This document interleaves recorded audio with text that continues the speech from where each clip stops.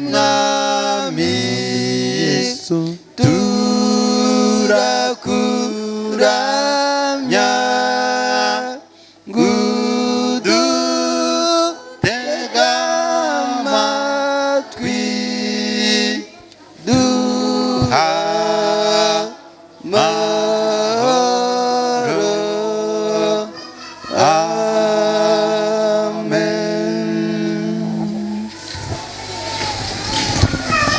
Nani kane dushime nyir'umugisha abo mw'isi tumushime nabo mw'ijuru bashime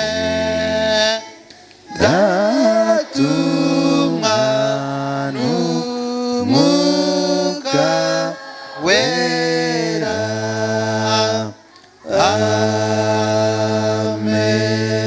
Amen.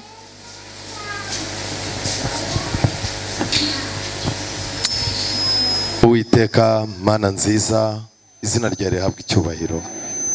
Abana bawe tunejejwe cyane n'urukundo dukunda.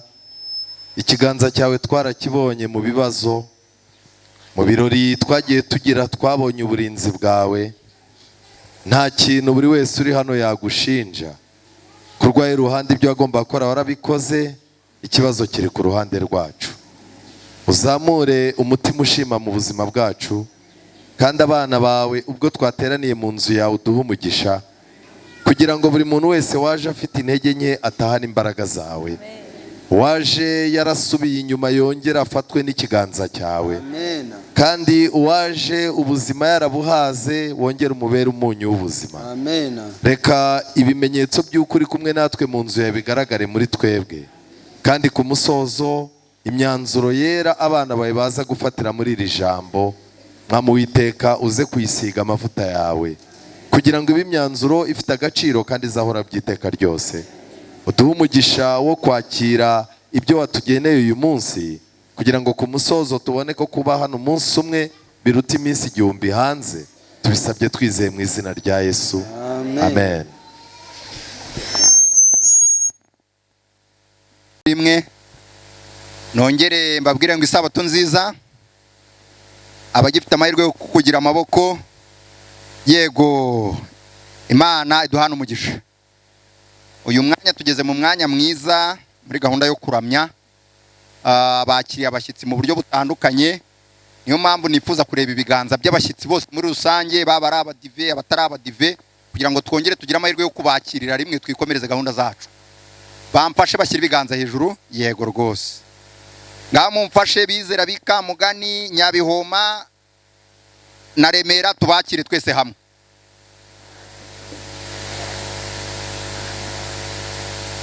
Amina. Ubwo rero tuzanye n'irindi tsinda ry'abandi bashyitsi.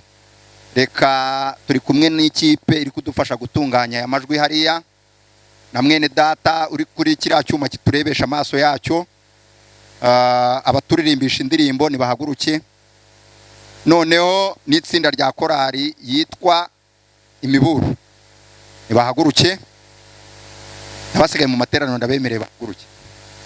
Noneho iyi ni ikipe abadiyakonikazi bari budufashe kwakira ibyera by'Uwiteka. Ndabona babiri, batatu nababonye, Imana ibahe umugisha. Noneho nge ndashaka kureba ikiganza cy'umuntu utanze. Namubonye uriya mugabo, nitwa Duhimbaze Karangara Janti, ninjye muyobozi w'intara y'ivugabutumwa ya Mugombwa. Hirya turi kumwe na Martin, nahaguruke. Uyu aradufasha gusoza n'amasengesho aheruka gahunda yacu. Ni umuyobozi ku itorero ry'Ikamugani. Turi kumwe na Gatarina Niyurora, nawe ni umuyobozi ku itorero rya Nyabihoma, niwe uri budufashe kutuyobora muri gahunda yo gukiranukira Imana dutanga amaturo ndetse na kimwe mu icumi.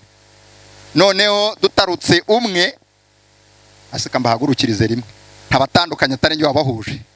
Ni ukuvuga ngo uyu mumama ni Madamu Flavie Musoni. Abiremera n'Ikamugani bamuzi ku izina rya Marita, n'Nyabihoma barakuzi.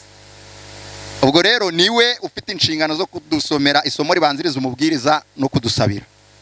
Twese hamwe iyo kipe tukaba tugaragiye mwene data Musoni Flavie witeguye kudufasha kutumanyagurira umutsima w'ubugingo. Noneho mwese niba twese mwemera ko tubakorera mu bihamisha ibiganza twikorera.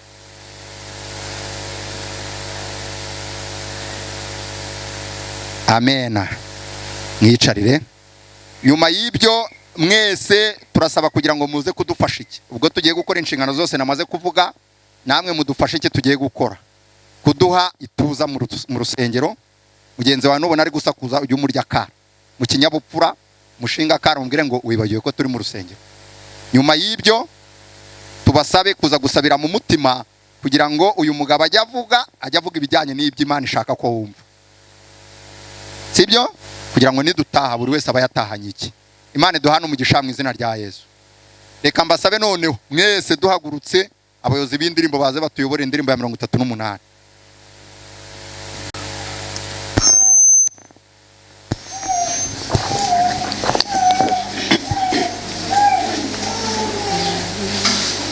Unambe kuma nanuyimure bona nuterwa ni magarara uzagarukirwa na rutare iyo tugose n'ibyaha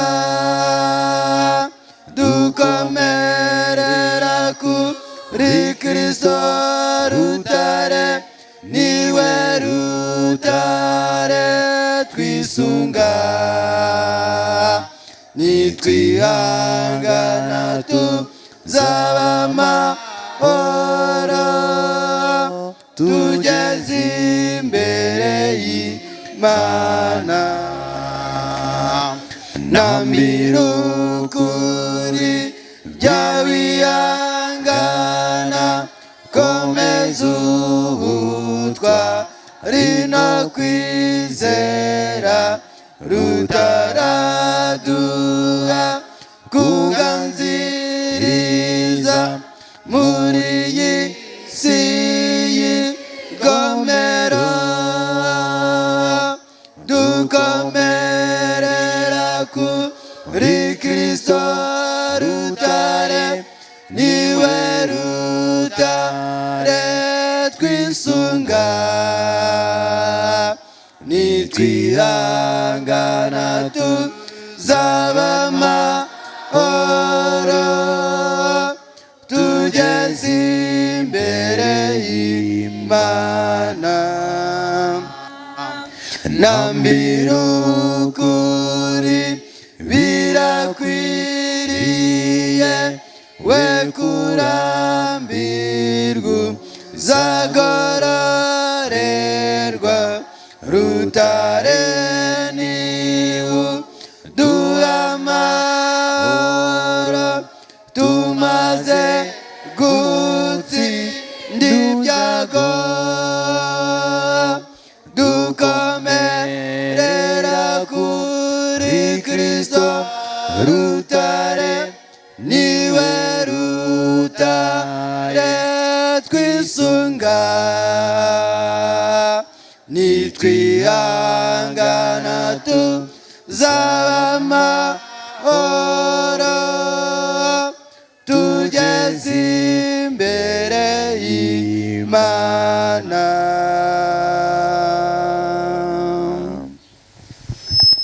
Sabato nziza, umunsi w'umunezero.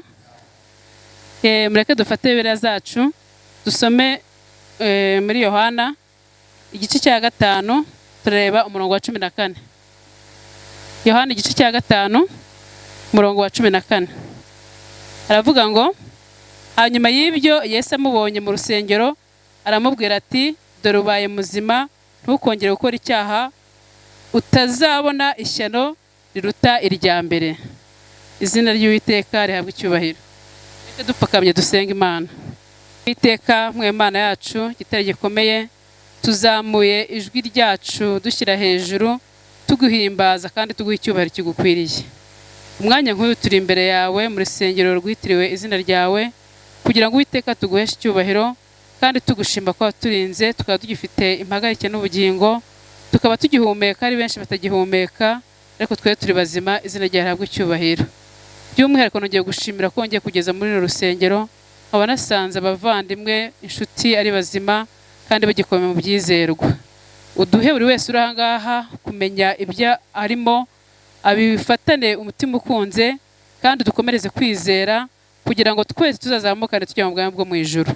Umwanya nk'uyu duteranye aha ngaha duteze amatwi kugira ngo twumve icyo ugiye kutubwira, ijambo ryawe uri bunyuze mu mugaragu wawe. Uwiteka, amatwi yacu uyafungure kugira ngo ribashe kutugirira umumaro kandi rizatubere impamba izatugeza mu bwami bwo mu ijuru. Ufashe abari aha ngaha ndetse n'abandi bitegura kuza nyuma ya saa sita, bateze intambwe kandi bakomeze. Twese Mwami duhurize imitima yacu imbere yawe, tugiye neza kandi udutunganye, dutegurira ameza yawe kandi twiteguye kwakira ibyo duteguriye. Ukomeze kuduhira ibidukwiriye, biduhere mu izina rya Yesu, amen.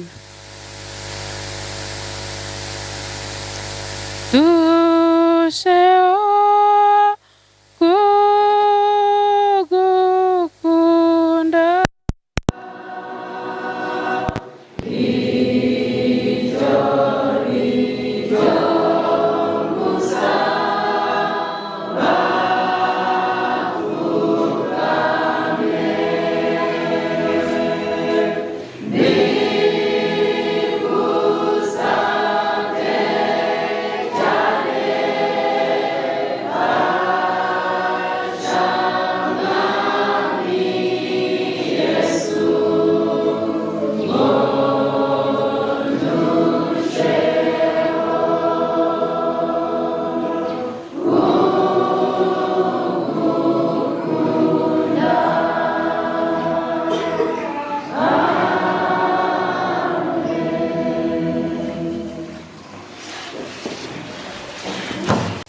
wo gutanga amaturo.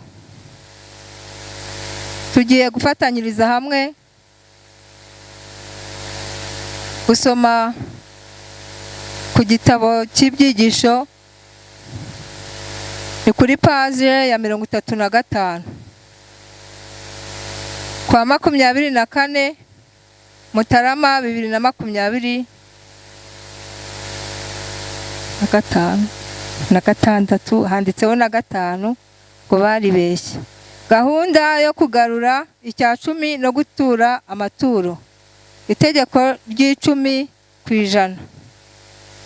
Mbese wigeze wumva iby'itegeko ry'10% ryashyizweho hashingiwe ku nama yatanzwe n'abantu ba kera yerekeye gucunga umutungo mu buryo bwiza? None na n'ubu riracyakurikizwa na benshi bo muri iki gihe hirya no hino ku isi. Gukoresha iryo tegeko ry'10% byashoboje imiryango myinshi gucunga no gukoresha neza umutungo wabo, bigatuma babaho nta kibazo bafite mu bijyanye n'imitungo, mu mutungo w'amafaranga. Iryo tegeko rikora muri ubu buryo: niba Imana iguhaye mugisha ukagira icyo winjiza, ikintu cya mbere ugomba gukora ni ukugabanyamo imigabane 3 y'icya 10% maze ukayitanga. Icya mbere, 10% ry'icya 10 cy'Imana. Iki ni igikorwa cy'ubuyoboke n'ubudahemuka cyo kuzirikana ineza wagiriwe. Ni mu buryo bugaragaza ko ibyo ufite wabihawe n'Imana, kandi ko icya 10 kibanza cy'urwunguko rwawe ari icyayo, ukaba ugomba kukigarurira ukiranuka. Cya kabiri, icya 10% ry'amaturo. Iki cya 10% gitangwa nk'amaturo y'isezerano, nk'impano, kigaragaza ko tunyuzwe n'impano Imana iduha, kandi tukaba tugize umugisha wo kugira icyo dutanga, kuko gutanga bizana umugisha kuruta guhabwa. 10% ryo kwizigamira.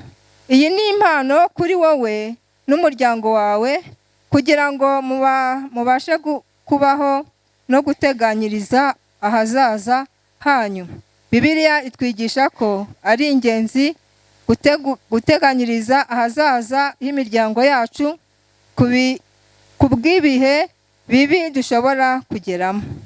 Muri Malaki 3, Imana idusaba kuyigerageza tuyikiranukira mu 10% n'amaturo, kugira ngo ibiduhagije biva mu kugarurira Imana 10% n'amaturo bishyitse no kuyizigama uko bikwiriye no kudasesagura.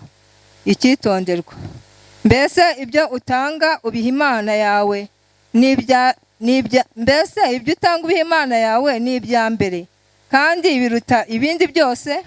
Imana irarikira abana bayo bose gutangira ku gihe kandi bagahora batanga. Bibiliya yigisha ko abagira Imana nyambere bazagororerwa kubwo gukiranuka kwabo. Tugushimiye gutangana ubuntu kwawe ushyigikira umurimo w'Imana. Imana mbere ya byose. Senge. Uradukunda mubyeyi wacu, izina ryawe nihabwe icyubahiro. Uduha imigisha uko bwije nuko bukeye. None aka kanya abana bawe bagiye kugaragaza batanga 10% n'amaturo. Mwami, ndagusaba kugira ngo imitima yacu Yezu itunganye, kandi rituro rigiye gutangwa rikora umurimo wawe. Tukwakira mu izina rya Yesu. Abaringayi tureke kubingayi dushime Imana idukorera ibyinshi cyane. Ni byiza ko tugira umuco wo gushima, kuko buryo umwana udashima abaringayi. Tureke kubingayi dushime Imana idukorera. Dufite ijambo ryiza ritwiteguza, umukiza wacu Yesu agiye kugaruka. Dufite ijambo ryiza ritwiteguza, umukiza wacu Yesu agiye kugaruka. Soma Bibiliya, soma Bibiliya, soma Bibiliya. Yohana 14, amazu yacu meza yarateguwe. Soma Bibiliya, soma Bibiliya, soma Bibiliya. Yohana 14, amazu yacu meza yarateguwe. Uyu mubiri ubarani wambikwa gutabora, uyu mubiri upfa ukambikwa kudapfa. Nibwo ijambo ryiza rizasohora ngo uru rupfu rubi rumizwe no kunesha. Soma Bibiliya, soma Bibiliya, soma Bibiliya. Yohana 14, amazu yacu meza yarateguwe. Soma Bibiliya, soma Bibiliya, soma Bibiliya. Yohana 14, amazu yacu meza yarateguwe. Iby'amaso yacu atigeze kubona, iby'amatwi yacu atigeze kumva, ibitigeze byinjira mu mitima y'abantu, Imana yo mu ijuru yarabibateguriye. Soma Bibiliya, soma Bibiliya, soma Bibiliya. Yohana 14, amazu yacu meza yarateguwe. Soma Bibiliya. soma soma soma Bibiliya, soma Bibiliya, Yohana 14, amazu yacu meza yarateguwe. Soma soma soma Bibiliya, soma soma soma Bibiliya, soma Bibiliya, Yohana 14, amazu yacu meza yarateguwe. Soma soma soma Bibiliya, soma soma soma Bibiliya, soma Bibiliya, Yohana 14, amazu yacu meza yarateguwe. Soma soma soma soma Bibiliya, soma soma soma Bibiliya, soma Bibiliya, Yohana 14, amazu yacu meza yarateguwe.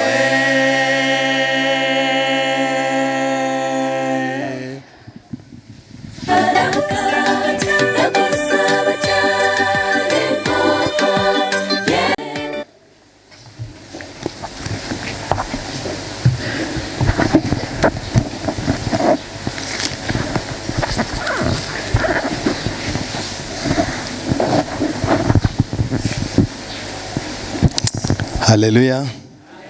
Haleluya. Reka nsabe buri wese yifurize undi isabato nziza. Imana ibahe umugisha. Reka kandi nshimire buri wese Imana yakoze ku mutima akagira uruhare mu myiteguro y'uyu munsi. Imana ibahe umugisha. Kandi buri muntu wese wararitse cyangwa se akararikwa n'Imana ngo aboneke aha hantu, Imana imuhe umugisha. Ndashimira cyane ubuyobozi bwa firidi yanyu hano yuko bubitaho cyane. Kenshi na kenshi perezida wa firidi yanyu akunda gukoresha imbaraga nyinshi ngo haboneke abavugabutumwa bagomba gufasha umukumbi muri iki cyerekezo, ari nawo mutima n'ubundi na pasiteri w'intara yanyu afite. Ngira ngo iyi gahunda twayiteguye naje inaha kuhasura kuko mafite umuryango. Mpageze turaganira, arambwira ati ariko ukeneye no gusura itorero. Ubwo rero barabikoze, ari pasiteri wanyu aravunika cyane byaramuruhije, ndetse na firidi yanyu kugira ngo ivugane n'iyacu. Imana iha abayobozi banyu umugisha, kandi n'abakuru b'itorero banyu nabo turabashimira uko bakoze kugira ngo habe ari iteraniro nk'iri. Urabona ko hamaze kuba hato. Imana ibagurira imitima kandi ibagurire n'ibiganza. Ndashimira kandi umugabo turi kumwe hariya mwabonye urimo gufata ibi bikorwa, Theo Wahaguruka. Uyu mugabo niwe witwa Kwiringira TV. Mujya mubonaho ibibwirizwa by'itorero ry'Abadivantiste. Rero kuba mumubona hano ni ubwitange bwe, nta mushahara wundi twamuhaye kuko Imana yamuhamagariye kubwiriza ubutumwa. Amen. Ubwo rero muzagira umugisha wuko aya magambo n'abana banyu batari hano n'ikindi gihe ibi ni ibintu bizabikwa ngo bibe urwibutso rw'uko uyu munsi kuri ino tariki hano habaye iteraniro. Imana ibahe umugisha. Theo nawe turagushimiye. Yego, abashaka gukurikirana ijambo ry'Imana, murabizi tugira radio Ijwi ry'Ibyiringiro, magingo irimo irategura na televiziyo, ariko nanone n'ibindi bibwirizwa bitandukanye bikunda guca kuri Kwiringira. Imana ibahe umugisha. Nta bindi nifuza kuvuga. Icyo nifuza kuvuga ni kimwe, ni uko Imana yaduhaye umugisha wo kuba hano uyu munsi ndetse no ku munsi w'ejo, ejo tukazataha. Ubwo rero turifuza kubana namwe, turifuza gusangira ijambo ry'Imana, turifuza gusangira ubunararibonye mu murimo wayo, turifuza gusangira ubuhamya. Imana rero ibahe umugisha. Njyewe nitwa Musoni Flavien, ndi umwizera wo ku Muhima, nkaba ndi umwe mu bayobozi baho, ariko iwacu muri firidi yacu ndi korodinateri wa komite ya JIA muri firidi yacu. Rero abajiya bari hano mbifurije ibihe byiza. Tugiye kwigana amagambo avuga ngo itonde utazagusha ishyano riruta irya mbere. Itonde utazagira gute? utazagusha ishyano riruta irya kangahe? Irya mbere. Iyo Bibiliya ivuze ngo utazagusha ishyano riruta irya mbere, yerekana ko mbere wigeze kugira akaga, wigeze kugira ibyago, wigeze kugira ibintu byaguhigaga, Imana igucira kanzu, none wongeye kwibagirwa aho Imana yagukuye, ugiye kongera kugwa mu bibazo bizakugusha mu ishyano riruta uko wari ugize gute? Ko wari umeze. Bibiliya iratangaje. Ndagira ngo mbasabe tujye muri Yohana igice cya 5. Yohana igice cya 5. Munyemerere tubanze dusenge. Witeka Mana nziza, izina ryawe rihabwe icyubahiro. Tugiye kubumbura ijambo ryawe kandi udusaba guca bugufi, ukadusaba gusaba Mwuka Wera mbere ya byose, kuko ari udusobanurira. Ngwino bane natwe, iri jambo ryawe riduha inama kandi ryinjire mu ngingo ritandukanye, ingingo n'umubiri n'umusokoro, kugira ngo haboneke kwihana muri twebwe. Buri muntu wese umuhe imbaraga z'umubiri n'iz'ibitekerezo, kugira ngo umuhe n'imbaraga zo gufata imyanzuro muri iri jambo ryawe, kugira ngo ku musozo ntihagire umuntu bareba uwo ari we wese, ahubwo ari we twitegereza, kuko ari we witeguye kuduhindurira imibereho. Tubisabye twizeye mu izina rya Yesu, amen. Yohana igice cya 5. Abafite Bibiliya tujyane. Yesu akiza umuntu umaze imyaka 38 agize gute? Amugaye. Imyaka 38 umuntu amugaye ni myinshi. Yewe iyi myaka n'abakurwaza, buriya abantu barwaza umuntu bakimuharaye, indwara ari bw'igitangira, ariko uko imyaka igenda ishira niko bagenda bakwibagirwa. Igihe kiragera mu rugo bakaguhaga, igihe kikazagera no kwa muganga nabo bakagira gute? Nabo bakaguhaga, bikazarangira nawe wihaze, ubuzima bukaba burarangiye. Nshuti zanjye, uyu muntu yararwaye. Amaze kurwara, Bibiliya itubwira ko inshuti ze nta kindi zari kumukorera, zaramujyanye zimujyana ku kidendezi. Zimugejeje ku kidendezi ziramubwira ziti, rero ni wowe ukeneye gukira. Hano amateka avuga yuko amazi ajya yihinduriza. Hari marayika w'Imana ujya umanuka akagwamo, kandi iyo aguye muri ayo mazi, uyaguyemo mbere ahita agira gute? Ahita akira. Si uko amazi yakizaga, ahubwo uwamanukagamo niwe wagiraga gute? Niwe wakizaga. Kandi kugwamo gusa ntabwo ari byo byakizaga, kuko umuntu umwe iyo yagwagamo ari uwa mbere, wowe ukamwigana ukagwa muri uwa kabiri, wowe wamiraga nkeri ugapfa, mu gihe wagiyemo mbere yagize gute? Yakize. Arangije bamaze kumushyiraho, Bibiliya iratubwira ngo hanyuma y'ibyo haba iminsi mikuru y'Abayuda. Nuko Yesu agiye Yerusalemu, kandi Yerusalemu bugufi bw'irembo ry'intama hari ikidendezi mu Ruheburayo cyitwa Betesida, cyari kiriho amabaraza 5. Muri ayo mabaraza hari abambere abarwayi benshi, bari barimo abambere impumyi bafite ikibazo cyo kutabona, aba kabiri ni ibirema, aba gatatu ni abanyunyutse, ndetse hari n'andi matsinda batavuze. Abo bantu bose bari bategereje ko amazi yihinduriza. Amabaraza yari 5, hari abarwayi batandukanye, buri bwoko bw'uburwayi babaga bafite ibaraza ryabo. Uzasanga n'uyu munsi wa none nubwo turi mu itorero, turimo amatsinda 5 y'abarwayi. Buri baraza ryose rifite abarwayi baryo. Ariko abo Bibiliya yatubwiye neza, abambere Bibiliya yatubwiye ni abarwayi b'impumyi. Laodikiya iregwa yuko yibwira ko ibona ariko itagize gute? Itabona. Reka ngire ikintu mbabwira. N'ubu uyu munsi wa none ibya Laodikiya biratangaje. Ubu Imana irimo irabakorera ibitangaza, Imana irimo irabarinda, ariko kubera ko amaso yanyu ameze nk'ay'umugaragu wa Elisa, mwirirwa muzenguruka hirya no hino mwagiye gushaka Imana, kandi Imana yabiyerekeye aho muri. Ngo ni ubuhumyi bwa mbere, kuba Imana igushoraho imbaraga ntubibone. Aba ni abambere, abantu bafite ubuhumyi butareba aho igihe kigeze, bahora babona ibihe ari nka bya bindi bya kera. Umuntu akaza gusenga nk'uko bisanzwe, agataha nk'uko bisanzwe, ntamenye ko iminsi yahindutse.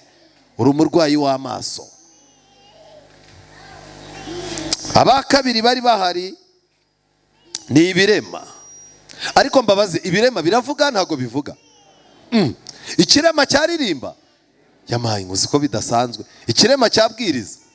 Ugitereye intebe cyayobora, yego cyangwa hoye? Hari abantu Satani yamaze kurasa amaguru. Bibiliya ivuga ko ibirenge byuzanye inkuru nziza ari byiza hehe? Mu magambo make, ibirenge byacu bishushanya intekerezo, ingendo dukora, imbaraga dushora twakagombye kuzishora mu ivugabutumwa, ariko ibirenge byanyu bigiye gusazishwa n'ubujajwa, kujya kuvumba, ingendo zidafite umuntu zakiza umutima. Abantu baravugira hamwe, barimo bararirimba ko bajya mu ijuru, twabuze gakondo, tuyirimo turabaki, turabagenzi, ariko Satani yakurasha amaguru aho wari uparitse mu myaka 10, mu bugoryi, mu busambanyi, mu bujiji no mu bunebwe. Niwe ukigize gute? Mu gitabo cy'umugenzi, mu Kristo yarashwe na Porowoni, mu Kristo akomereka ku kaguru no ku kaboko. Gukomereka ku kaguru ni ukuvuga iby'Imana gusa udashobora kuva aho uri ngo bijyemo. Gukomereka akaboko ni ukuvugisha umunwa gusa ariko ntugire icyo ugira gute, icyo ukora, icyo utanga.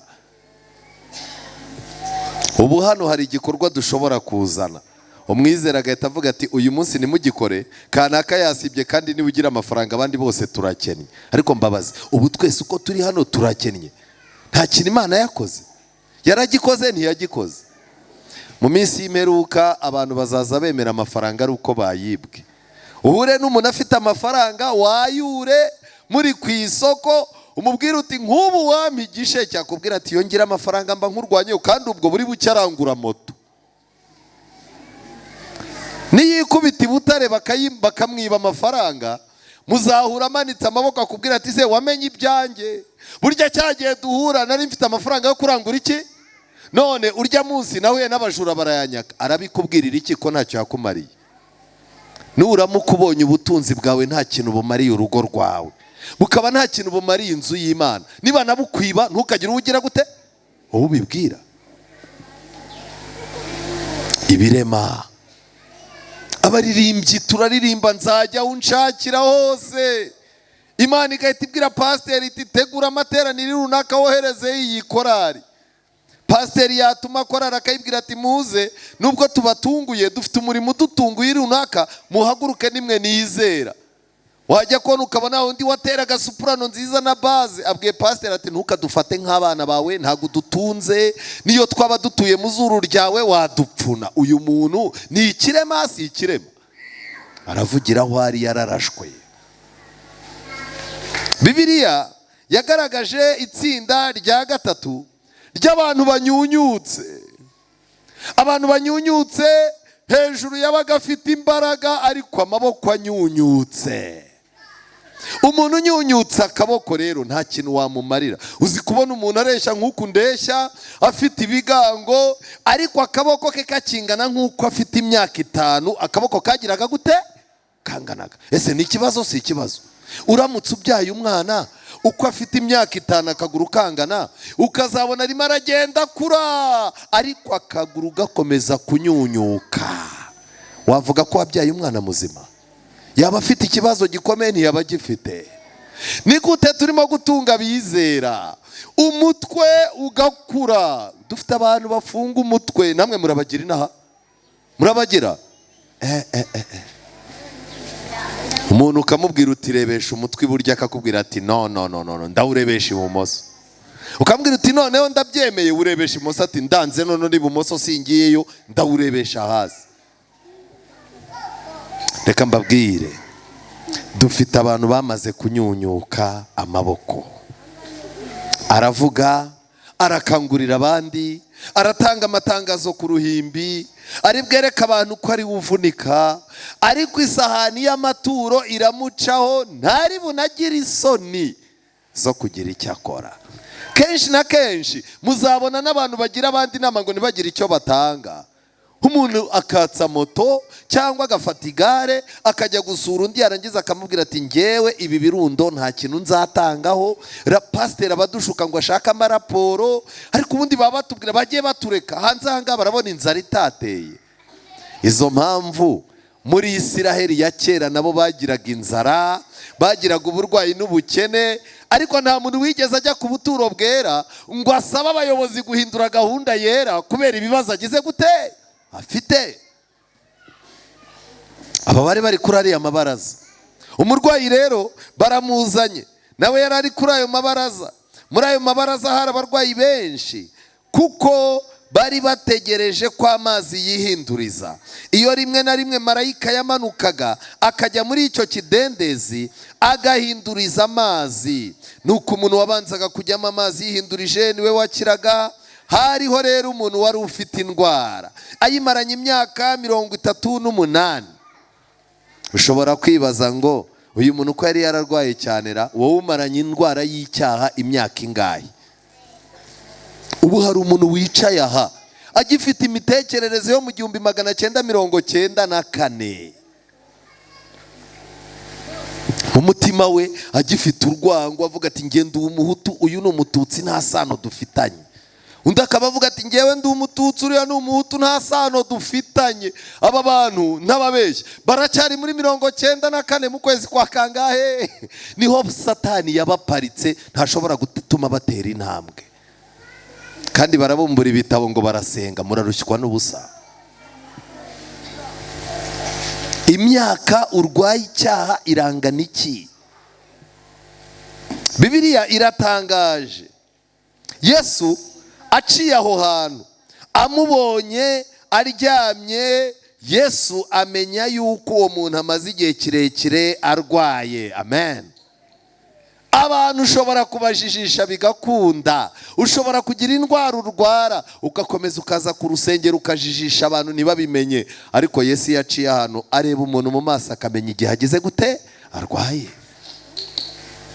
Yesu arangije aramubaza ati mbese urashaka gukira?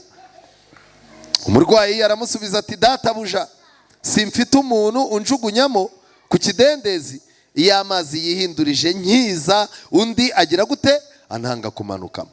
Ikibazo Yesu yamubajije n'igisubizo yamuhaye murabona bijyanara? Simwe mbaza. Yesu aramubajije ati ubundi wowe mu buzima bwawe urumva ushaka gukira? Undi arangije ati rero ngewe simfite iki. Ni nako n'uyu munsi wa none bimeze. Hari igihe Imana yegera umubyeyi warushye uri hano, ikegera umupapa warushye uri hano. Imana ikamureba ikamubwira iti wa mubyeyi we urumva ushaka kuruhuka no kugira umutima utuje? Umuntu yarangiza agatangira ati ngewe rero buriya nagize ikibazo Yesu, singira umwana i Kigali. Ugira ngo aba bafite i Kigali bose se baguwe neza? Ingorane ufite n'ibibazo ufite si uko udafite umuntu kwitaho, ahubwo impamvu ni imwe. Ijuru wararyangiye, uhora ushaka abantu kandi ijuru rirashaka kugufasha. Yesu arangije amaze kubimubwira gutyo, Yesu aramubwira ati byuka wikorere uburiri bwawe ugende. Amen. Muri ako kanya uwo muntu arakira, yikorera uburiri bwe aragenda. Kandi hari ku munsi w'iki? W'isabato. N'uyu munsi Yesu aracyagendagenda mu mabaraza atandukanye, aracyagendagenda mu matorero atandukanye, kandi kenshi na kenshi ajya areba umuntu akamaza ati kumaze hano iminsi, ese urashaka gukira? Umuntu agatangira tumva rero pasitoro wacu, padiri wacu, bishopu wacu ntago ajya anyitaho kuko ndi umukene, anyitayeho nagira gute nakira. Reka ngire ikintu mbabwira, iyo Yesu aciye aho uri ntuba ukwiye kugira umuntu ugukingiriza. Yikoreye uburiri arangije aragenda. Nuko abayuda babwira ukijijwe bati dore uyu munsi ni isabato kandi amategeko ntiyemera ko wikorera uburiri bwawe. Nawe arabasubiza ati uwanyijije niwe wambwiye ati ikorera uburiri bwawe ugende. Baramubaza bati uwo muntu ninde wakubwiye ngo wikorere uburiri ugende? Ariko uwakijijwe ntiyamenya uwo ari we, kuko Yesu yari yigendeye kandi hari abantu benshi. Bijya bibaho ko Yesu ashobora gukiza umuntu, ariko uwo muntu wamukurikirana ugasanga ntazi ntazi Yesu. Reka mbabwire, Imana muri mwe hari abo yakuye mu tubari, hari abo yakuye mu busambanyi, hari abari abajura, hari abatari bafite izindi ngeso ari abiyemezi, hari abari bafite icyaha cy'ubujajwa bashobora gutandukana n'ijuru kubera icyo cyaha. Yesu abagirira neza, acaho muri agira ikimenyetso abakorera murakira, ariko haracyari urundi rugendo. Umuntu Yesu yamukijije, ariko uwo muntu ntazi wagize gute wamukijije. Hari ibintu byiza wagezeho rwose pe, kwinjira mu itorero hari ibyo byagufashije, ariko umuntu yakwitegereje akagira ibibazo akubaza mu ijambo ry'Imana, akakubaza ibyo wizeye n'ibyo wiringiye, akakubaza ubuhamya bwawe, urakebuka ukamubwira uti uwankijije singize gute simuzi. Byari ngombwa ko ijuru ritegura andi mahirwe, uyu muntu akongera agahura nande na Yesu.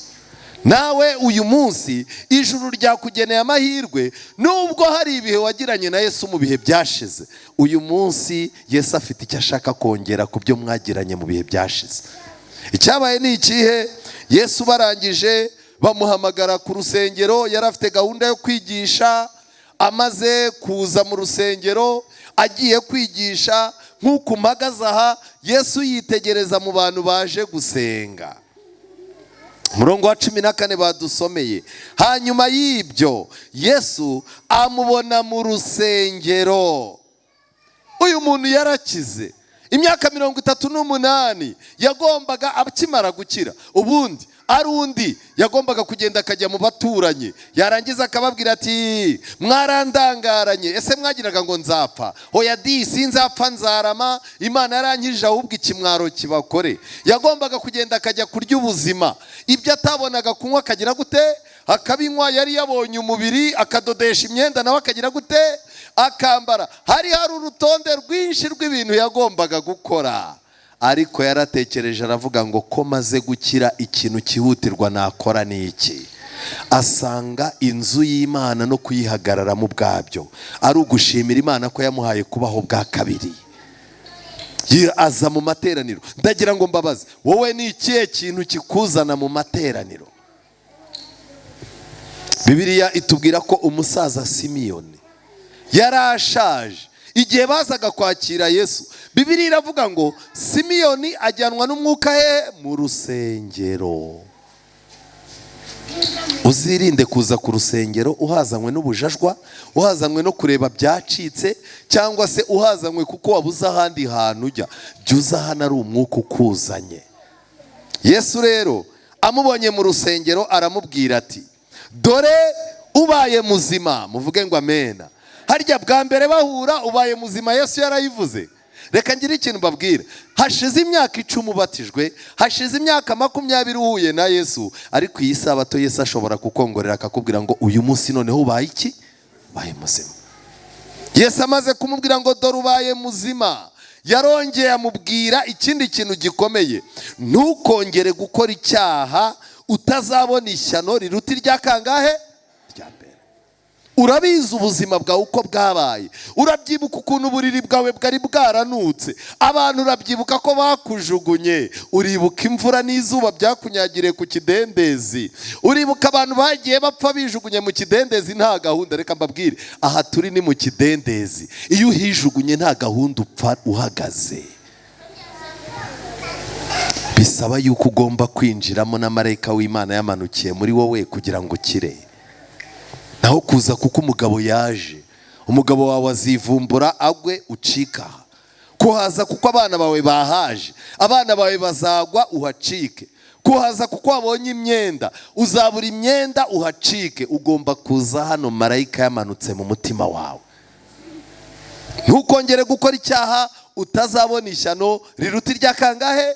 Rya mbere. Satani arimo arashaka yuko ubuzima bwacu, umusozo wacu uzaba mu bikurutu uko mbere twari tumeze.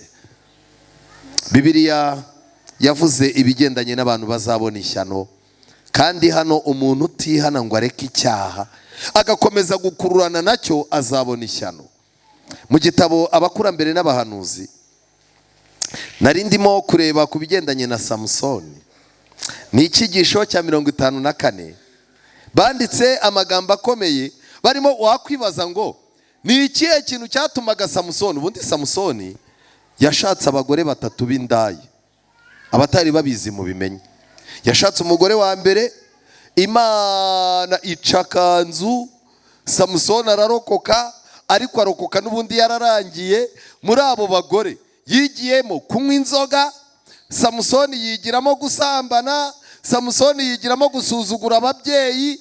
Igitekerezo cya Samusoni kiratangaje. Nakomeje kwibaza niki cyatumaga Samusoni ava ahantu hamwe yajya ku mugore wundi, n'ubundi bigakomeza kugeza ubwo umunaziri ahinduka umuntu uciriritse. Hano harimo abantu muri mwe iwanyu babyaye babara yuko muvutse muri nk'abanaziri. Umubyeyi akakuzana hano mu rusengero bakakwakira uri muto, akabwira abakuru b'itorero ati mumbe hafi, munsengere mujye mubana nanjye, kugira ngo uyu mwana nakura azahindura amateka mu muryango wacu no mu nzu y'iki? Mu nzu y'Imana. None uririrwa unywa ibiyoga ku muhanda, uririrwa ugira gute? Urimo uratera agahinda ababyeyi, kandi ababyeyi bahagarariye Imana. Buriya niba ababyeyi bawe batewe agahinda nuko bahombye mu kukubyara, ijuru naryo ryarahombye kuko wabyawe ubwa kabiri ubatijwe, nabyo byapfuye ubusa.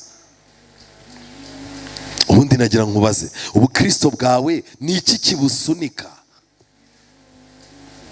Hano baranditse ngo Samusoni nyamara intambwe imwe itewe umuntu yerekera mu bibi itegurira indi inzira, indi ntambwe. Paje 478. Ikibazo Samusoni yari afite ni kimwe: intambwe ntoya yo kujya mu kibi yamuteguriraga kugwa mu ntambwe yindi nini. Bivuze ngo iki? Uyu munsi ushobora kuba ufite akantu k'umushiha ku mutima, ejo bundi uzaba ufite urwango, mu mwaka utaha uzaba uri umurozi. Uyu munsi ufite ikibazo cyo kutanyurwa, ejo uzaba utishimira abandi, hirya yaho uzica umuntu cyangwa wiyahure. Ni biri muri gahunda ya Satani ko akaha gato kagomba gutegurira icyaha kigize gute? Cyaha kinini. Ubu rero twatangiye dukora ibyaha bito, Satani ubu yatugejeje mu byaha binini. Vuba bidatinze Satani aratangira kwerura, uzaza ujya gukora icyaha wihishe, Satani aguta amazi. Bantu b'Imana, andi magambo nasomye hirya yayo aravuga ngo nyamara hari imbaraga itagaragara yagumishaga Samusoni iruhande rw'uwo mugore. Imbaraga itagize gute? Tagaragara. Samusoni nawe agatima karamuryaga, agashaka guhaguruka, umutima ukamubwira uti nyamara iki kigore uriho ni ikiraya, iki kigore uzagitakazaho ubuzima bwawe Samusoni. Mwuka w'Imana agakabakaba umutima Samusoni, akavuga ati nimbona amahirwe noneho ndasohoka mite niruka. Ariko ngo hari imbaraga itagaragara yagumishaga Samusoni iruhande rwa Delila. Reka nkubwire, ndabizi neza ko abantu bose muri hano, buri wese afite icyaha cyamunaniye kureka, ariko hari imbaraga mbi ya Satani imugumisha hafi y'icyo cyaha. Hari imbaraga yakugumishije hafi y'icupa ry'inzoga, kuricika bizakugora kandi ushobora kuzaritakazaho ubuzima bwawe. Hari imbaraga yagusigaje hafi y'abantu babi. Iyo mbaraga rero uretse kurabukwa Kristo gusa, iyo mbaraga ntiyakuvaho. Ndagira mbabaze, murimo murerekera he? Bibiliya hari abantu yagiye ivuga bazabona ishyano, ni abantu bageze ku 10. Tujye muri Yesaya igice cya 5, abantu bazabona ishyano. Yesaya igice cya 5, abasomyi ba Bibiliya tujyane. Bazabona ishyano. Yesaya 8 umurongo wa 11. Bibiliya iravuga ngo iki? Bazabona ishyano abazindurwa no kuvumba ibisindisha, bakaba ari byo biririrwa bakabirarira inkera kugeza aho bibahindura nk'abasazi. Bazabona iki? Kugeza ubwo umugabo guhingira urugo yabiretse, akabyuka umugore ajya mu murima, undi azamuka ajya ku gasantere, akavumba kugeza igihe umuntu wigeze amenya Imana, wigeze aba umuririmbyi, wigeze aba umubwiriza, agera ku rwego ahinduka intwari yo kuvumba. Uzabona ishyano, Satani azaguhembera muri ibyo bintu wagiyemo. ushobora kuza ukajijisha muri korari, mu nama y'itorero ukajijisha itorero, ariko Imana ntuzayijijisha. Imana iragukunda, ariko muri we harimo icyaha, kandi icyo cyaha Imana igomba kugikubita. Nukunda icyaha uzarimbukana nacyo. Ubu mwamaze kubona ababwiriza bababwiriza ibintu mushaka, umuntu akicara akamara imyaka 10-20 anywa inzoga yihishe, abizera babizi banamutora kujya mu buyobozi bw'itorero. Muzabona akaga, ari mwe mubikora, ari n'ababashyiraho. Ku munsi w'imanza Imana izabereka. Aya ni amahano. Mwarangiza ngo kuki tudafite imbaraga, twazigira gute? Ubwato bukomeye bufite umwenge muto uva ntibushobora gutanga ibyiringiro ko butazaroha abo bantu. Turi ubwato bukomeye kuko itorero ry'Imana rigereranywa n'ubwato, ariko wowe uri umwenge Satani acamo ashaka kuroha ubu bwato.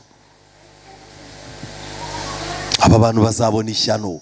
Yesu arimo arababwira ati rero gerageza ibi bintu bireke, utazabona ishyano riruta irya kangahe? Rya mbere.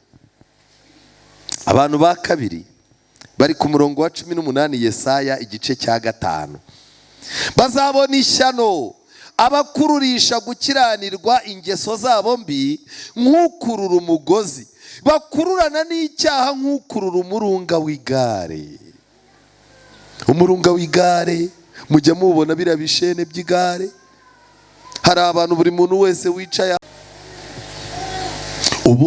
Ubujajwa bwawe buzagusenyera urugo, ushake no kubusenyesha itorero, ahantu hose kugeza ubwo n'abadasenga bakumenya kuri injajwa. Uhora ukururana n'ubujajwa nk'ukururana n'igare. Bibiliya iravuga ngo bazabona ishyano.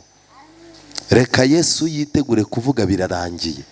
Buri muntu wese azamenya imbaraga icyaha cyamuziritse, amahirwe cyamubujije uko angana. Bibiliya yavuze abantu ba gatatu bazabona ishyano. Umurongo wa 20, Yesaya 5. Bazabona ishyano abita ikibi cyiza, n'icyiza bakacyita ikibi. Umwijima iyo uje bawushyira mu cyimbo cy'umucyo, n'umucyo bakawushyira mu cyimbo cy'umwijima. Ibisharira babishyira mu cyimbo cy'ibiryohereye, n'ibiryohereye bakabishyira mu cyimbo cy'ibisharira. Aba ngaba bo baracanganyukiwe. Inyigisho z'ibinyoma ziraza, Imana igatunga urutoki yuko wari umwijima wagose amahanga. Yesaya 60 umurongo wa 1.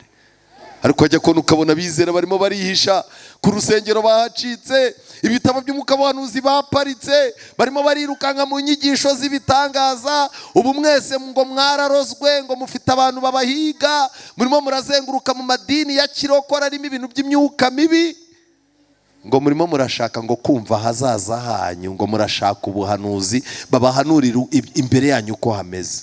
Murapfuye ntimuraye. Inyigisho z'ibinyoma ziraza, ukabona abantu bigeze gusoma ibyanditswe bazisa umucyo. Imana yakohereza umucyo, ukuri kwayo gutangiye gutangaza, abantu bagatangira bati ibintu by'uyu mugabo ntimubyizere. Wabona ari biki? Ari ibinyoma. Ugushuka kucya gutwara, ukubwiza ukuri akakubura.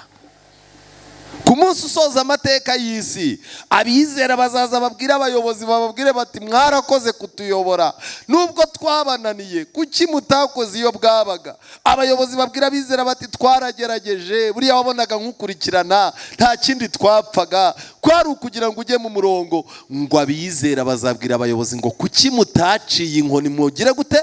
Mudukubita. Ayo magambo aranditse sa yanjye. Abantu bazavuga bati afazari wari kunkubita kirya gihe, ariko ukandinda kurimbuka. Ubu rero uyu munsi murimo murakubitishwa inama, ariko ku munsi usoza amateka y'isi muzifuza impamvu abayobozi batashyizemo iki? Inkoni. Ariko mwiriwe.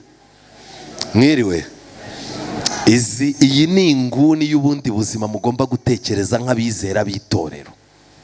Ntimukwiye guhora murya munywa ibibwirizwa byoroheje nk'amata ya yawurute. Ukwiye gutekereza ku rugendo rwawe. Wigeze gutangira neza ariko watakaye mu nzira. Ibiko birimo kuba ku biti bibisi byumye bizacura iki? Bazabona ishyano abantu bamaze gucanganyukirwa. umuntu ukamubwira uti itorero ry'ukuri, yasomye umwuka w'ubuhanuzi, yasomye Bibiliya, agahita akubaza ngo none ngo itorero ry'ukuri ni iri turimo. Ujya kubatizwa wamanitse akaboko uvuga ko itorero ry'ukuri ari iriya, wamaze gucanganyukirwa. Ukumva umuntu arakubwiye ngo erega ngo umugeni ngo ari ahantu hose, ngo buriya rero ngo Imana ni nziza cyane, ngo buriya ngo hari igihe ngo ugira ngo Imana ngo izafata abantu bari mu rusengero, no mu ndaya Imana ifitemo abantu. Ariko jya ubanza wibaze, indaya Imana ifitemo abantu bazajya mu ijuru bakiri indaya? Oya, ni abantu bazaba barihannye twe ntitubimenye, tugakomeza kugira ngo ni indaya, ariko ijuru ryarabihinduriye iki? Amateka. Abantu ba kane Bibiliya yavuze bazabona ishyano. Yesaya 5:21, bazabona ishyano abiyita abanyabwenge bajijutse. Abantu biyita abanyabwenge batakiza no mu materaniro ngo barize ibintu byose barabizi, ugakubitana nawe hari amateraniro yiyuririye igare, agiye kwisura umuntu ukambwira uti ku rusengero hari amateraniro meza kandi turimo kwiga ibintu byiza, yarangiza akakubwira ngo nta gishyashya munsi y'iki. Urabona njyewe narabwirije, nararirimbye, nta kintu ntakoze, nta kintu ntazi, ahubwo mbwira umutwe w'icyigisho yavuze, nkubwira amasomo yagize gute yakoresheje. Abantu bigira abanyabwenge bagiye kugwa. Imana ikeneye abantu bayishaka ku manywa na ryari na nijoro, abantu batita abanyabwenge, abantu bahora basaba Imana ngo ibigishe uburyo bushyashya bwo kurwana. None se ubu ntabwo mwabibonye ko Satani arimo kurasa bari bakomeye mu bintu by'Imana? Muheruka kubona umuntu ugwa atari umuntu wari ukomeye? Satani arimo ararasa abantu bafatika. Korari iragira gutya ikaririmba abantu bakayikunda, Satani agahita areba umuntu abantu bakunda cyane muri korari akaba ari wakubita umutwe tayari hasi. Abantu barabwiriza, mubwiriza wakunzwe cyane, Satani akamuhiga agahita akubita. Kubw'ibyo rero abantu batigira abanyabwenge, bahora bashaka inama n'ubwenge biva ku Mana uko bwije nuko bukeye, nibo bazarokoka. We kwigira umunyabwenge, hari ibintu byinshi ugikeneye kwiga muri iri torero. Uracyafite umwanya wo kugirwa inama, uracyafite umwanya wo kubana n'abandi hano. Wikwiyita umunyabwenge kuko niryo banze ryo kurimbuka. Bibiliya ivuga yuko hari abantu bazabona ishyano. Tujyane muri Yesaya 29. Abangaba bo ni na benshi cyane. Yesaya 29 umurongo wa 15 handitswe ngo iki? Bibiliya iravuga ngo bazabona ishyano abashakira ikuzimu aho guhisha Uwiteka inama zabo, imirimo yabo ikaba mu mwijima, bakibwira bati ninde utureba, kandi bati utuzi ninde? Aba bantu bazabona iki? Ishyano. Icyambere, imigambi yabo yose bayihisha Uwiteka. Ibyo berekejemo, imishinga yabo, ibintu bakora byose byo kubazanira inyungu, babikora badashaka ko Imana igira gute? Ibicengeramo. Icya kabiri, aba bantu iyo bagiye gukora icyaha baragenda bakajya kure, barangiza bakavuga bati ahantu umuntu yahanywera inzoga, we ubu utuzi ninde? Utureba ninde? Bibiliya ivuga ngo iki? Aba bantu kandi bati utuzi ninde? Aba bantu Bibiliya iravuga ko bazabona ishyano. Umuntu arimo arava hano akagenda akikubita i Butare mu mujyi, yarangiza agashaka ahantu avuye kuranguza cyangwa se gucuruza ibyo acuruza, akagenda akajya mu ndaya, yarangiza agakubita inzoga, yarangiza kongera kimunyamunya akagaruka aha, mukamwakira mu nama y'itorero muti ni umunyamafaranga, ni umuntu mwiza afite n'Imana aranakunzwe, mumwegere. Ariko reka ngire ikintu mbabwira, ari mwebwe mu mutora mubizi muzabona ishyano, n'uwo muntu nawe azagira gute? Nta hantu wakwihisha Imana. Dufite indirimbo ivuga ngo ntaho twawungira Imana kuko ntahitagize gute. Buriya nagira mbabwire, umuntu ukora ibyaha yihishe, kwihana kwe biravuna kuruta umuntu ukora ibyaha ku mugaragaro. Ibi byaha murimo gukorera mu rwihisho, kubicika bizabagora, kuko ntuzabona n'umuvandimwe wagufasha ngo akubwire ati iyi nzira urimo irakugusha ahaga. nk'umuntu kuba yarabatijwe akaba yishwe n'ibiyoga n'ibitabi, asambana n'abagore, afatirwa mu ngo z'abandi, ugasanga uwo muntu nta Bibiliya, ku rusengero ntacyo amaze. Umugore warimo aravuga ati buriya uriya mugabo wanjye nubwo mubona mu ikoti narashyinguye, ku munsi wo gushyingirwa ni nawo munsi nari ngize gute, nari nshyinguye.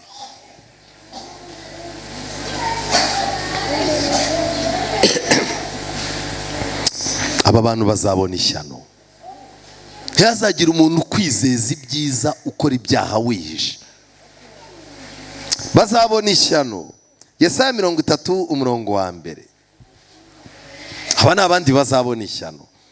Abana b'abagome bazabona ishyano, niko Uwiteka avuga.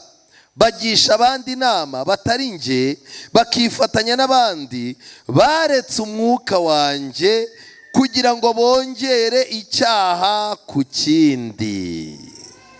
Kugisha inama abantu batari abantu b'Imana, umuntu ubikora nawe Bibiliya iravuga ngo azabona iki? Azabona ishyano, ndetse aba ari umugome. Uzi kugira umwana wawe, ubuzima bwawe nta kintu utazi, waratangiye umukuraho imyanda yitumye, ariko yarangira yamara kwitamuramo umukobwa w'inkumi n'umusore mwiza, yarangiza ukazaza umbwira uti mwana wanjye ko nshaka ko tuganira. Kumva umwana arakubwiye ngo ntabwo turi ku rwego rumwe rwo kuganira papa. Aba ari umugome, ntaba ari umugome, aba ari umugome.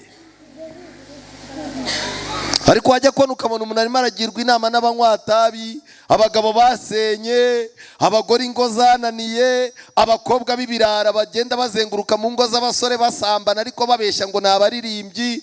Ugasanga abantu barazenguruka, ugasanga nibo bajyanama. Uyu nguyu niwe mujyanama wanjye, ariko rero n'uyu nawe ni inshuti yanjye.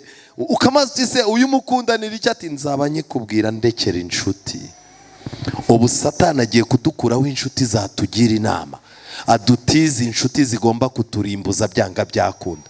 Niyo mpamvu umuntu wakubwira ati mama kana uteye nabi, pfuka musenga usaba Imana imbabazi, ntuzamubona.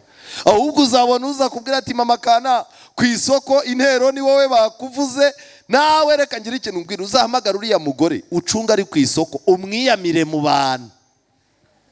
Ngibyo byo twibereyemo.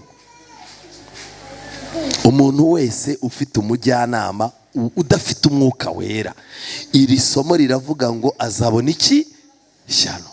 Umujyanama wawe ninde? Bibiliya yakomeje ivuga abantu bazabona ishyano. Tugeze muri Ezekiyeli 13, mubyibuke neza, ukwiye kwirinda kugira ngo utazabona ishyano riruta irya mbere.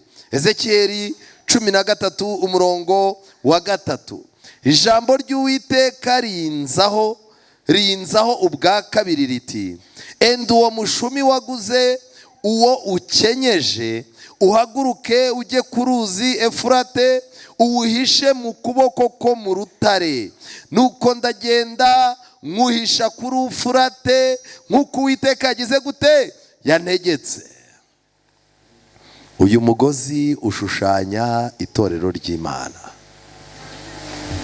Iyo ibihe bibi bigoye bigeze, Imana ifata itorero ryayo, nubwo riba risa n'umushumi wangiritse, Imana iraryishimira ikagira gute?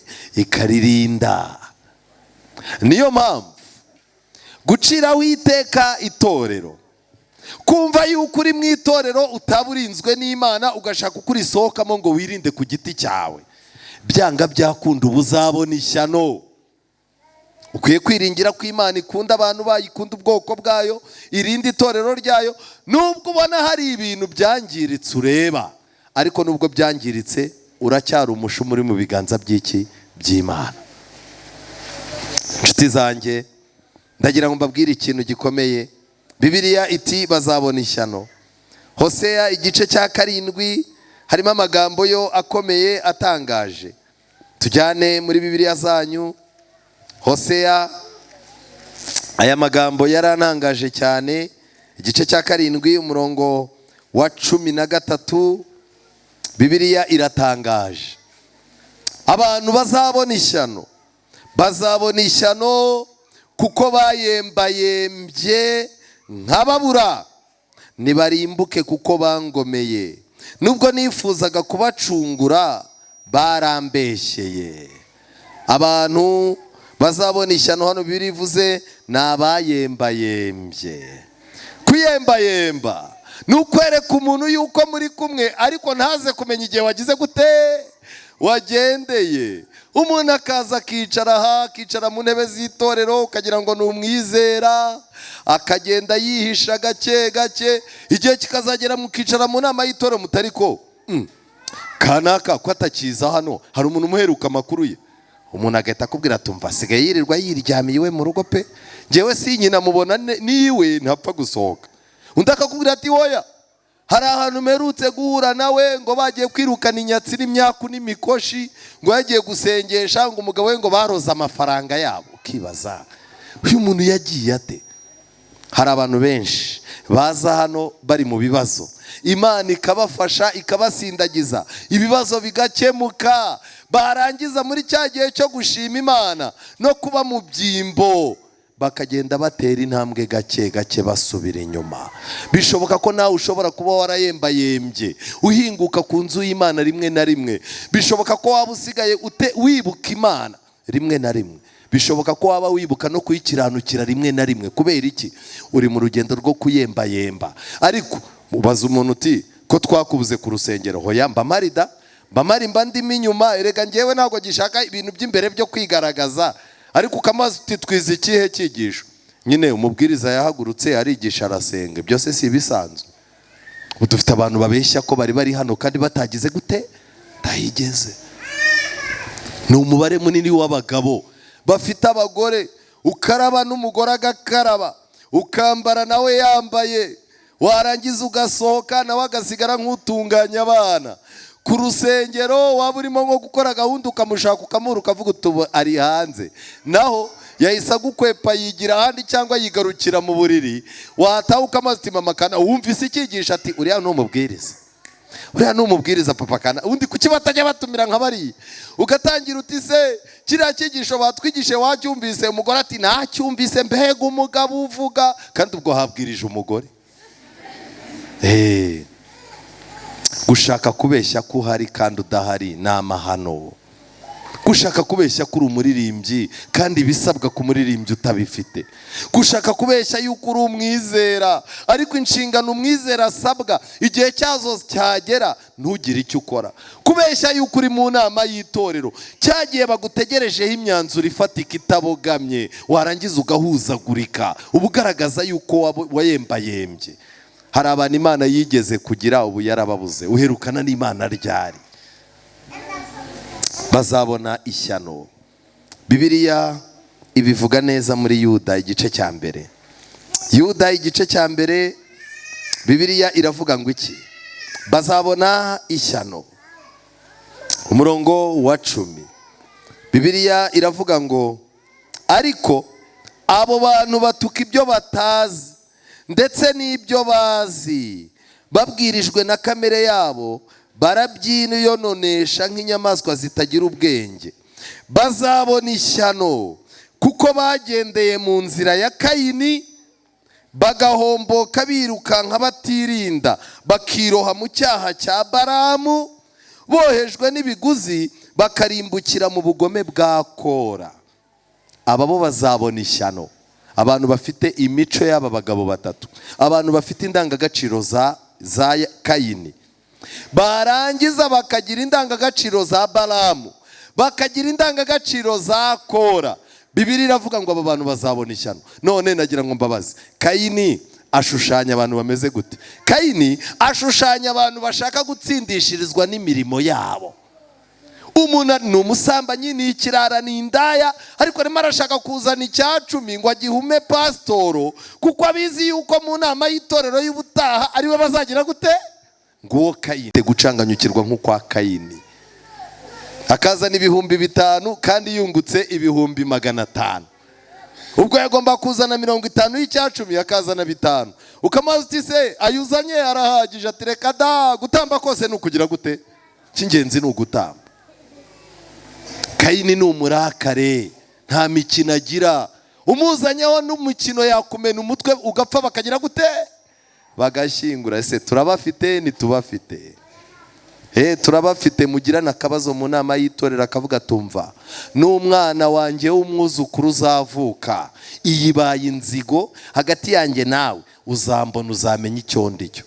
Akakurwara umunabi kandi mukazamuririmba, itorero ry'Imana rirakundana, duhora duhuje inama kandi twizera.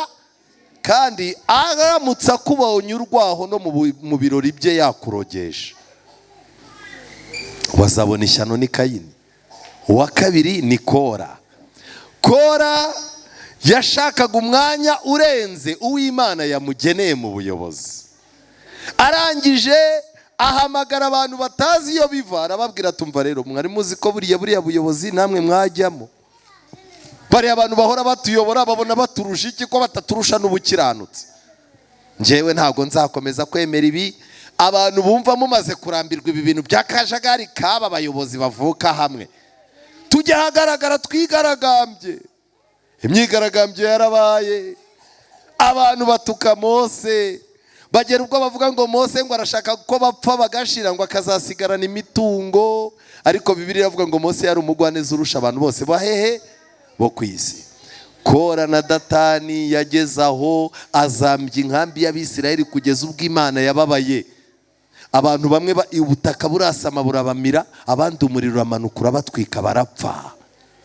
Abantu batarimo kunezezwa n'ubuyobozi, bahora bashaka kuba abayobozi byaranze, n'abahora bapinga abayobozi babashaka amafuti, n'abajya mu iteraniro bakazanamo umwuka mubi, bazabona ishyano kuko umwuka wa Satani wari uri muri Kora ni wo wabagezemo. Ntuzatume urugo rwawe ruhindukaho gukorera inama zo kurwanya umurimo w'Imana. Akosha umva reka mbabwire mama kana tuzanira akantu tube tuganiriraho ye. Uyu mupastor uko atuyoboje igitugu shagiye rero buri isesemi yageze ariko wazaretse tukamusebya umunsi umwe. Ubu koko aradukontroloye nka telekomande koko. Kumva ndaravuze ati uriya mukuru w'itorero umeze kuri yangewe ntago yanyobora. Uyu nguyu nagurizaga amafaranga turimo kurangura mu isoko.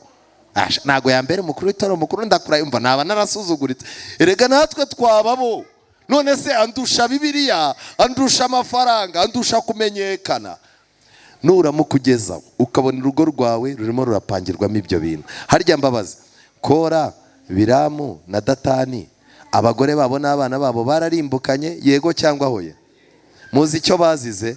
Nuko imipango mibi yapangiye iwabo ntibapfukame ngo basabe Imana ikuremo uwo mwuka abagabo babo. Ndagira ngo mbabwire umwuka wa Kora uri muri injira mu bantu mu makorari, ujya kubona ukabona umuntu korari yari iteye imbere, umuntu aratangiye ati ngewe rero ndakuruhushya rw'amezi ntazi ntago nzagaruka. Kubera iki? Uyu muyobozi wacu afunze mu mutwe wana nta n'ikintu atumariye, ni ukubona atera ubwoba gusa, nge sinzanagaruka. Abaririmbyi binjije nabo bagahita bamera nka bya bindi Petero yavuze bati natwe turajyana nande ku isabato korari ikaba niyo yagombaga gukora. Wajya kubona ukabona bane bararirimbye 10 baricaye mu ntebe bafashe akaboko gutya, indirimbo yapfa bagasohoka bashima Imana mu mutima. Ariko Imana ni nziza irabigaragaje pe. Erega si ukwishyira hejuru ariko iyi korari itadufite ntacyo yageraho. Cyakana kubonye ngo supuranira kinana namubwiye ngo nta kintu ashoboye ntago ajya byemera ko sha irabapfanye. Imana imfashe no kwisabata itaha indirimbo izagire gute izabapfane, tuzakora inama badusaba imbabazi. Urunguka iki se? Uretse umwuka wa Kora wakwinjiye urunguka iki? Barimo baravuga ibirundo, barimo baravuga icyacumi, barimo bavuga inyubako, ugategura abantu ukazaza uhora usura abantu mu ngo ubabuza gukora, ubundi nutanakora njyewe ndi nkawe nakwicecekera. Kuko Imana, ijambo ry'Imana riravuga ngo Imana ishobora gutabara ikoresheje benshi cyangwa bangahe bake. Hano bavuzemo umuntu witwa Balamu. Balamu yari umuhanuzi w'Imana aragwa, abantu bakomeza kugira ngo ni umuntu muzima kandi yaraguye. Reka ngire ikintu mbabwira. Balamu yarahagurutse bamuhamagara ngo avume ubwoko bw'Imana bamuha amafaranga. Agerageza kubuvuma 3 byanga. Iyo ataba urukundo rw'Imana Balamu yari kubavuma ntiyari kubavuma? Yari kubavuma. Ariko muzagende murebe muri Bibiliya zanyu, muzi impamvu Balamu yavumye Abisirayeli ntibavumike? Baramu yageze abwira umwami wa Balaki, aramubwira ati rero buriya bwoko Imana igendamo hagati muri bwo. Mu magambo make, iyi Imana ikugendamo nta wakuvuma. Icya kabiri, Imana yabitegereje ibona muri bo nta bupfumu nta n'uburozi bubarangwamo.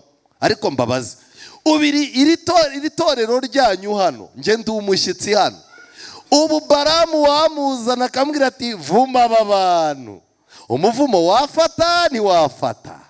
Hano harimo abantu bajya mu bapfumu, hano harimo abantu bajya mu barozi. Baramu aramutse ahari uyu munsi akavuma umuvumo mwe wabafata. Hano harimo abantu baza gushaka Imana hano batajya bayigira mu ngo zabo. Umuvumo wa Baramu, itonde utazabona ishyano. Wowe ushaka gukuramo ibintu byose amafaranga. Nshuti zanjye, Bibiliya irakomeza ikavuga abandi bantu bazabona ishyano, ari nabo dusorezaho. Matayo igice cya 18. Matayo igice cya 18 hari amagambo nkunda cyane, umurongo wa 7. Isi izaboneshwa ishyano n'ibigusha abantu, kuko ibyo bigusha bitazabura kuza, ariko uwo muntu uzana ibigusha azabona iki? Ishyano. Umva, abantu bagomba kugwa, ndetse inaha iwanyu abantu benshi baraguye, benshi muri mwe mwaraguye nubwo mwicaye aha, ariko no kugwa bizakomeza. Ariko ujye wirinda kugira uruhare mu kugwa k'umuntu, kuko umuntu uzana ibigusha abantu wese azabona iki? Ishyano. Abagore bambara nabi kugira ngo abagabo barangare babifuze. Abagabo bajya kujya gutera impuhwe abagore bipfushirije abagabo, n'abafite abagabo babagaragariza impuhwe zirenze urugero. Insoresore zirirwa zirukanka mu bagore bagishaka. Abana b'abakobwa birirwa baziritse amabere ngo abagabo n'abasore babahobere babatindane. Umuntu wese uzana amatiku kugira ngo abantu bayurireho bashwane, uwo muntu azabona iki? Ishyano. Niyo mpamvu nsoza iki cyigisho nagira mbabwire amagambo akomeye nasomye avuga ngo ikinyuranije n'ijambo ry'Imana cyose kiba giturutse kuri Satani, kandi icyo cyose ni ishyano. Ni ishyano gusuzugura Imana. Imitima yacu igomba guhugukira kumenya ukuri. Iby'Imana yandikishije mu ijambo ryayo byose bigomba kutubera imiburo n'amabwiriza. Twabiherewe kuturinda ibishuko. Kubyirengagiza bizatuma turimbuka. Rero ikinyuranije cyose n'ijambo ry'Imana tugomba kumenya ko giturutse kuri Satani. Abakurambere n'abahanuzi paje 26, icyigisho cya 3. Mu magambo make, amagambo nashakaga n'aya ngaya. Imitima yacu igomba guhugukira kumenya ukuri, kuko iby'Imana yandikishije mu ijambo ryayo byose bigomba kutubera imiburo n'amabwiriza, kandi iryo jambo twabiherewe kuturinda ibishuko. Uko utinda mu ijambo ry'Imana, uko uboneka mu nzu yayo. Reka ngire ikintu mbabwira. N'ubu ngubu Yesu arongera aratubwira ngo ubwo yigishije muri iri teraniro, Yesu akaba yaganiriye n'umutima wawe, arakubwiye ngo ubaye muzima, ariko aguhaye itegeko ngo ntuzongere gukora iki? Icyaha. Dore ibi bintu tuvuze biraha, abantu babikora bazabona ishyano, ariko abubaha Uwiteka izuba ryo gukiranuka rizabarasira rifite gukiza mu mababa yaryo. Ndagira ngo uyu munsi wowe wigeze kugirana isano n'Imana, ukagirana ibihe byiza n'Imana, ariko Satani akaguca ruhinga nyuma, ukaba waraguye, ukaba waracitse intege, ukaba uyu munsi wa none urimo kwerekera mu ishyano riruta iryo wigeze ugira, kandi ubuzima bwawe bw'ahazaza bukazaza burangwa n'ishyano risimbura irindi shyano. Uyu ni umwanya wo kwihana, ni umwanya wo kugaruka mu biganza by'Imana, ni umwanya wo gusaba Imana kuba umuntu ufite icyo umaze. Muri uyu mwanya nsoza, ndararika umuntu ushaka guhindurirwa ubuzima n'amateka, umuntu ubwira Imana ngo Mana, iminsi yo kujijwa nagize ibaye myinshi, uyu munsi ndayihagaritse, ntangiye iminsi yo kwihana no kubana nawe. Umuntu ushaka kwegura Imana ubuzima bwe, natera intambwe aze dusenge. Ubitekereze, ubigambirire, ubifatire umwanzuro, nurangiza utambuke uze dusenge. bazabona ishyano. Wowe ubyifuza, tera intambwe uze dusenge. Imana iguhe umugisha. Icyubahiro gishyire hasi. Natekerezaga kuba nakora, Satani arashaka kubinkoresha. Tabara ubuzima bwawe. Iyi ndirimbo yacu isoza turi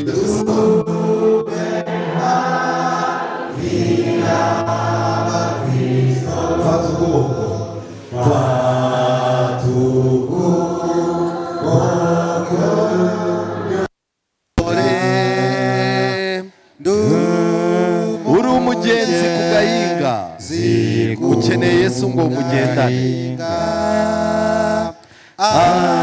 abana niwe bishima ubwo bijwi ryiza ribabwira bagenzi mwe nimuze bagenzi wanyu tuduhe mukiriteka ntabwo wanga kudufasha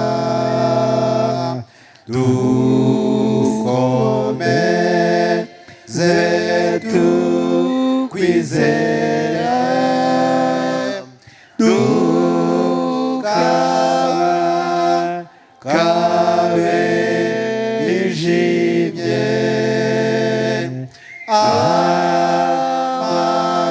amakuba araboneka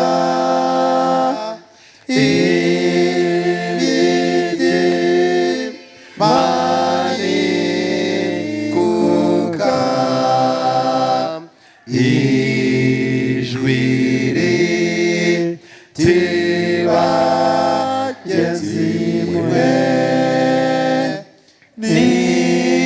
nimuze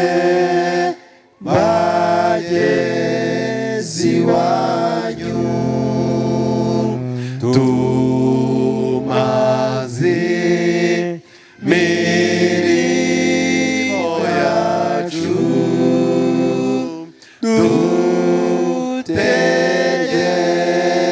dutegereze gukizwa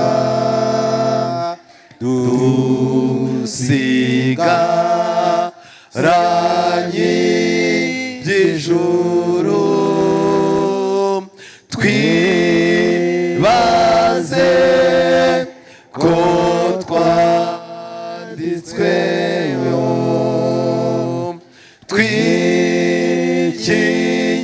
twikingire ibidutera no kwiringira Yesu. Ijwi riti bagenzi mwe nimuze bagenzi wanyu. kaduha Imana icyubahiro, dushima Imana. Mana yacu idukunda iri mu ijuru, turagushimiye muri uno mwanya, izina ryawe icyubahiro. Dushimiye ko wahagarikiye ijambo ryawe, kandi tugushimiye ko ukoresheje umugaragu wawe, hanyuma tukumva inama biciye mu ijambo ryawe, uduhe kuzikomeramo habwa icyubahiro. Tukweretse iteraniro rifashe umwanzuro, rikava mu iteraniro rigari rigatambuka imbere, reka databuja ubashyire ikimenyetso cyawe. Hari byinshi byabatsinze kandi ni twese muri rusange, ariko by'umwihariko bateye intambwe, reka bakomeze ubuntu bwawe. Turi mu biheruka, niyo mpamvu tugusabye imbaraga kugira ngo tubashishe gukomera muri uru rugamba, uzaduhe kurusoza amahoro. Mwuka rero reka abane natwe kandi akomeze avugurure ibitagenda neza muri twe mu izina rya Yesu. Mu isi yubitswe n'ibyaha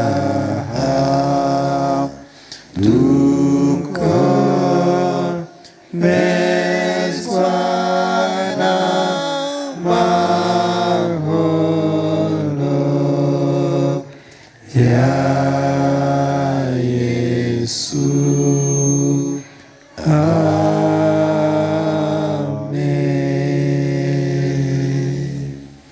Kwiringira TV, ubutumwa bwiza kuri benshi, gukizwa kwa benshi. Matayo 24:14 umurongo wa 14.